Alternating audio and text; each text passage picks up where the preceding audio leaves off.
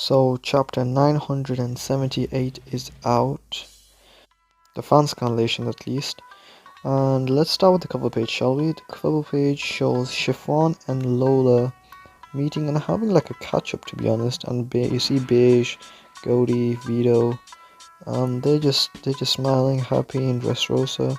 I wonder where this cover page is going to end, because there has to be a payoff to this cover page, because it's one of the longest cover page serials in One Piece, I think. So let's start with a chapter then. So the Alliance are heading to Onigashima. We see Law, who uses a submarine and dives down into the sea trying to go through the secret entrance, and we see this funny panel where Raizo is just smiling at Law. That's like the side smile at Law, and Law is just looking away.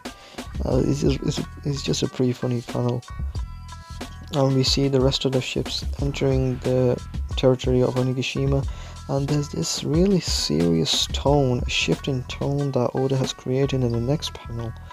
Like, everyone's serious. You see this cool panel of Kinemon and Denjiro and all the Alliance behind them, and they're talking about how the chance has finally come after 20 years, and it's like they're kind of joking about it, but I mean, it's a very serious moment, so I mean, you would kind of want to break the tension a bit. But Oda was definitely in his bag this chapter. He has created great tension in this chapter. If you've seen Mr. Marge's video, I think yesterday he uploaded it, the missing ingredient in Wano.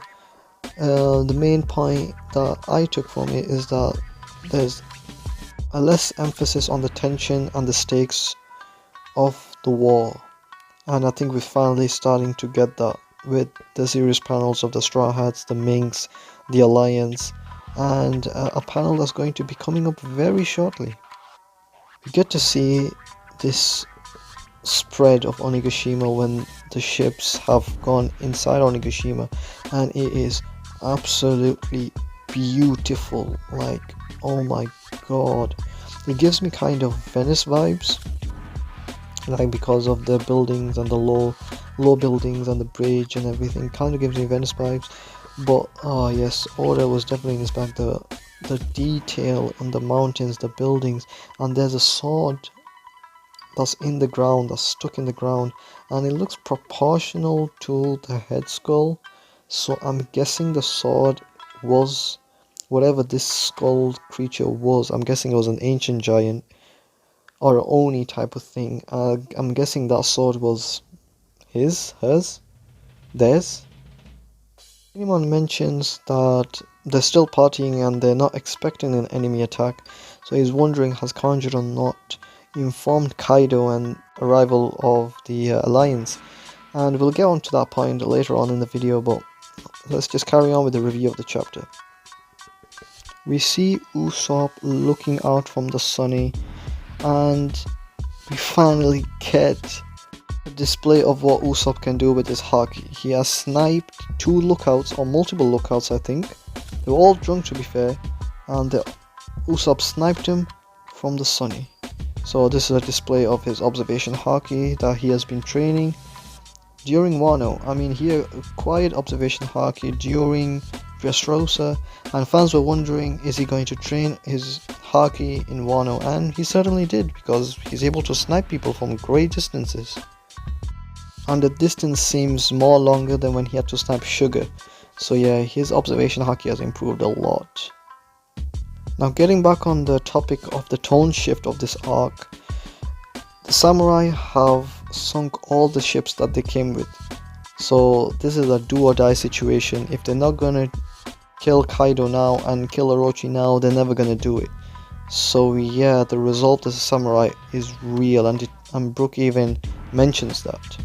And it was a really cool Kinemon moment as well. Kinemon has been getting a lot of spotlight in the last few chapters, which I like, because he's the leader of the Scabbers. He should be getting the spotlight. And yeah, I think this is foreshadowing that Kinemon is probably going to die, because in chapter 969, the very last page, the epic spread of Oden and his vassals, we see small panels of each of the Scabbards, and we see Ashura Doji, Kiku and Raizo are all grey toned. meaning they're shaded. And in chapter 976, Kinemon says that I've used up all my luck and I will be dying in this battle. And the three characters that say, if you die, I will die too, are Kiku, Inuarashi, and Ashura Doji. I think I said Raizo before. I did not mean that. I meant Inuarashi. Now this is a clever way of using Kinemon's devil fruit, his clothing fruit. He clothes the alliance with the beast pirate's attire and get these two panels of Luffy and Kid in beast pirate attire, and part of me kind of wishes that those two are allied with Kaido so that we got that, but it is what it is. Regardless, it's a smart plan and they look cool doing it. We then head into the castle of Onigashima and we see the banquet in its full glory. You see people doing the dragon dance. It's like a Chinese thing. And then you see people getting drunk, people singing. Apu is the DJ. And Queen is getting funky. Yeah, I love Queen. Queen is probably my favorite Calamity right now.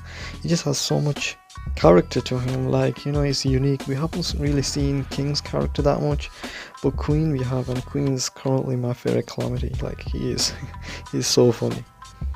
And we see him call out to the ranks of the Beast Pirates. He goes to the waiters, then the gifters, then the pleasures, and then the elite gifters, or I'm guessing just the headliners, and then he calls out to the Flying Six, but the Flying Six give no response. Then Queen calls out to the numbers, and the numbers do have some dialogue, but it's just like either they're too drunk to even speak or they're just illiterate monsters, and Queen calls them a monster. We then get to see Orochi and the Oniwawan, and Queen also mentions them.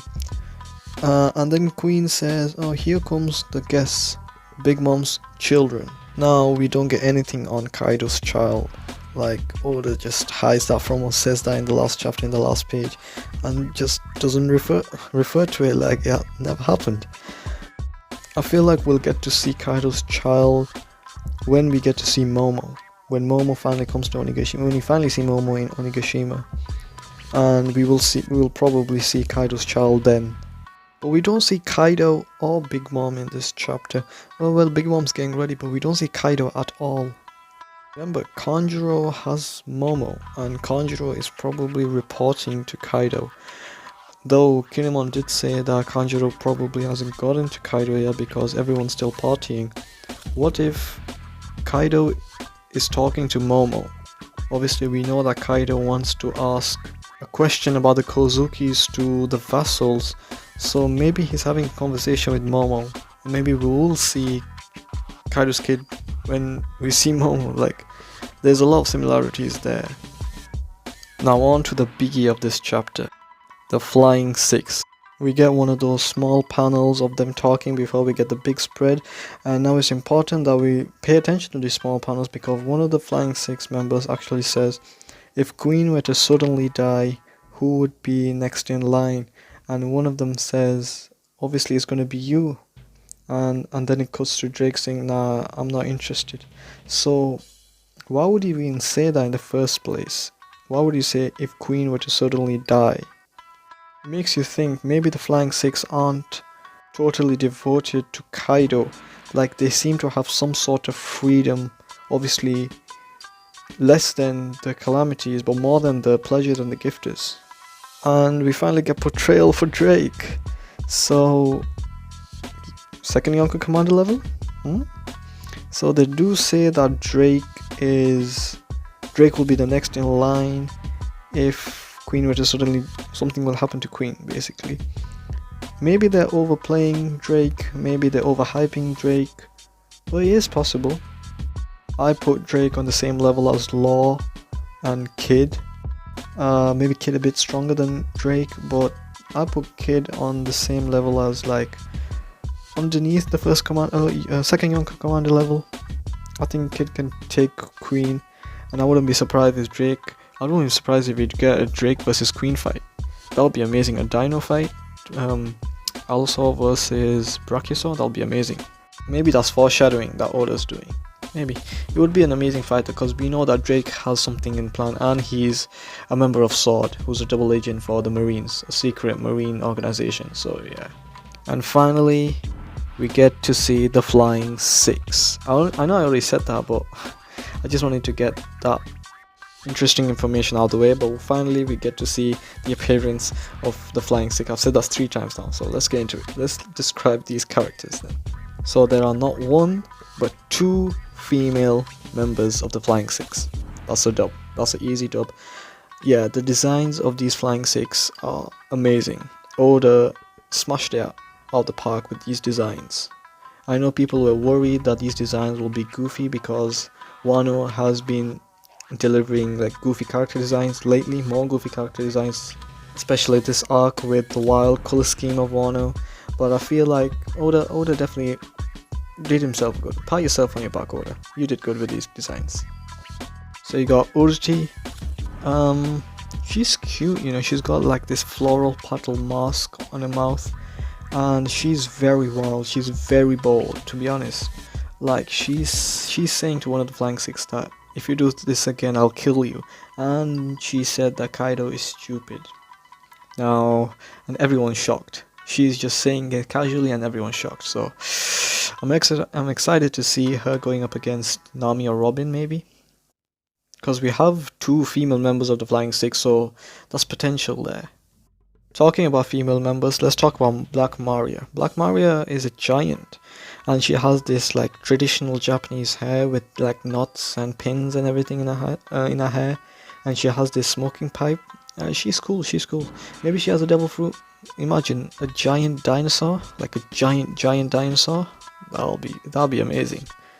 We get to see Page 1, but in his human form this time, and it's cool.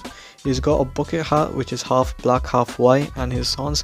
The horns on the Beast Pirates crew seems to be like an attachment, more than actual functional horns. I think Kaido's the only one that has actual horns, and I think wearing horns is like it's like your ID to being a Beast Pirate basically. Yeah, Page 1's design is pretty cool, and he seems to have a relationship with Orochi. Maybe they're brothers and sisters. I mean, she does say we are family or something along those lines. So yeah, his design is really cool. I like his. Then we get to Who's Who. I love his design. I think he's my favorite character there.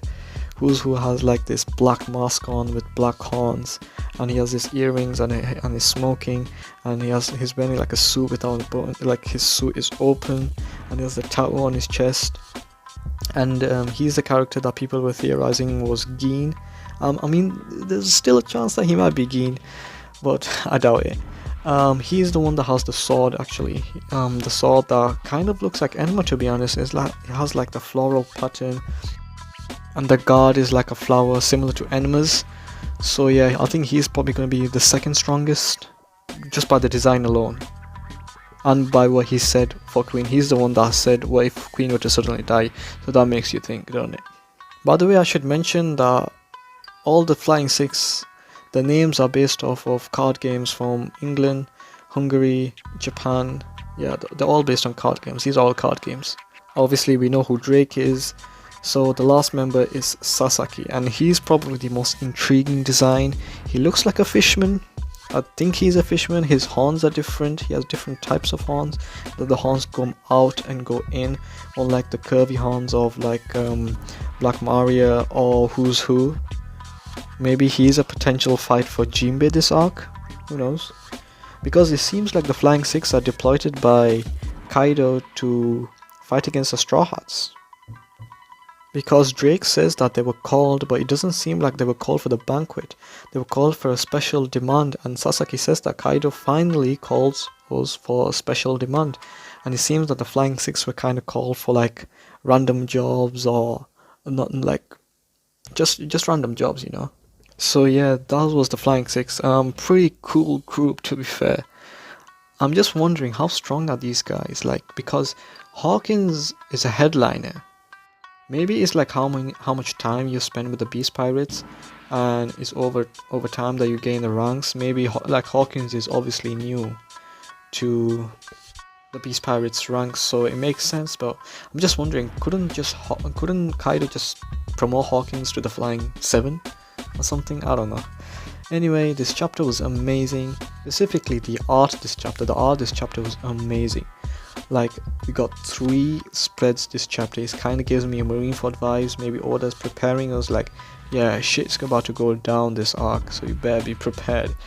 Yeah, the Onigashima spread, the Banquet spread, the Flying 6 spread, they were all so detailed, so good. Oda's in his bag. One is going to be amazing. I'm pumped. Hope you are too.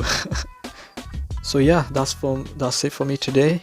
Hope you guys liked the video. Enjoy the video, subscribe, like, share, all that, and stay safe guys. Peace.